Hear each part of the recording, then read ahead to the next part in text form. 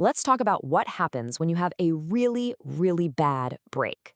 I'm not talking about a simple crack, but a serious, complex fracture. Today, we're going to dive into the incredible story of orthopedic surgery. It's a journey of some amazing innovation that has completely changed how we put our bodies back together. So, first things first, what actually makes a break a real challenge for a surgeon?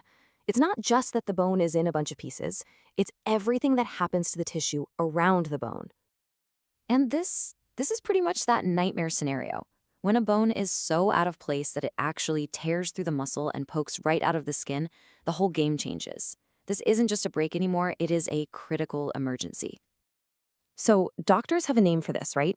It's called an open fracture. And the key phrase to get here is direct communication with the external environment. What that really means, in simple terms, is that the inside of your body is now open to all the dirt and bacteria of the outside world. This just massively cranks up the risk of infection and makes healing so much more complicated. Okay, so you're the surgeon. You're faced with this contaminated, unstable mess. Your first huge decision is about the whole approach. Are you going to build the support structure on the inside of the body or on the outside? And these are basically the two main schools of thought. On one side, you've got internal fixation. We're talking plates, screws, rods, all attached directly to the bone underneath the skin. And on the other side, you have external fixation. You can think of this like building a rigid scaffold around the limb to hold the bone steady, especially when the skin and muscles are just too torn up to put hardware inside.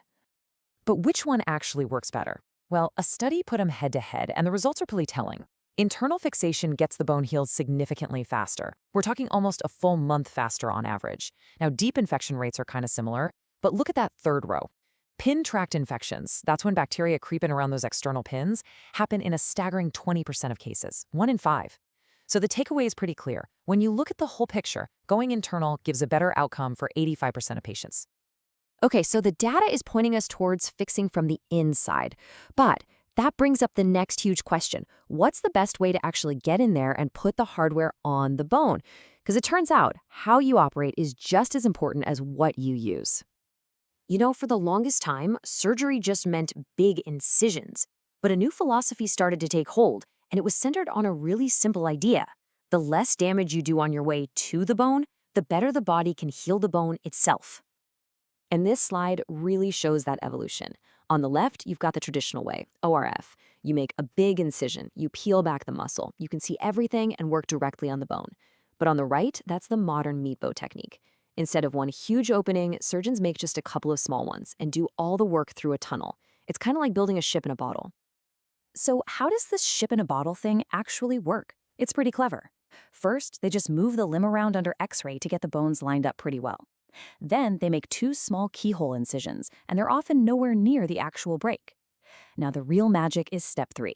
They slide the plate through a natural tunnel right under the muscle. This is so important because it preserves the delicate blood supply around the bone, which is absolutely critical for healing. Finally, they use X-rays to guide the screws in through those little holes. Okay, it's an elegant technique, it sounds cool, but does all that work to protect the body's biology actually pay off? Does this less is more approach really lead to better results for the patient? Well, the data's in. This chart is looking at something called non-union. That's the medical term for when a bone basically just fails to heal. And according to a major analysis, patients who had the traditional open surgery were 3.7 times more likely to have this happen compared to the MIPO group. That is a massive difference. And it's not just about healing, it's also safer. The risk of accidentally damaging a nerve during surgery happened in over 8% of the open surgeries. But with a more delicate MIPO technique, that risk plummets to just 2%. And because there's just less cutting and digging around, the surgery is more efficient. On average, a minimally invasive procedure is almost 23 minutes faster. That's less time under anesthesia for the patient, which is always a good thing. And less time cutting means, you guessed it, less bleeding. Patients in the MIPO group lost, on average, almost 200 milliliters less blood. To put that in perspective, that's about half a can of soda. So less time, less bleeding, it all really adds up. So the verdict is in, and it's crystal clear. By respecting the body's natural biology, by saving that crucial blood supply and just causing less trauma, surgeons are getting faster, safer, and more reliable results. It is a definite win for the less is more approach. All right, so we've gone from external scaffolds to internal plates, and from huge incisions to tiny little ones. But what about the hardware itself? What about the actual stuff they're putting inside you? Well, the next frontier of innovation is in the very materials we use to hold our bones together. Just think about this for a second. That metal plate is really only needed for a few months while the bone heals up. What if, after that, it could just disappear on its own? Because here's the thing, even the gold standard titanium plates we use today, they're not perfect. Over many, many years, they can actually start to corrode, and that can cause chronic inflammation. And for a lot of patients, especially younger folks, it means having to go back for a whole other surgery just to get the darn things taken out once the bone is healed. And this brings us to the solution that researchers are working on right now: resorbable alloys. Materials like this magnesium alloy are a potential game changer. They're engineered to be strong enough to do the job, but then over several months, they just safely dissolve and get absorbed by the body. All that's left behind is healed bone. No corrosion and no second surgery. And this isn't some science fiction dream.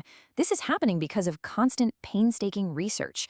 Every single new idea, from the surgical technique to the metal in the screws, gets rigorously tested and compared, all to find what truly gives patients the best shot at a full recovery. I mean, the story of fixing a broken bone is just a perfect example of human ingenuity. We've gone from these bulky external frames to elegant internal plates put in through keyholes, and now we're talking about hardware that can literally disappear. It just leaves you wondering, right? What on earth will they think of next?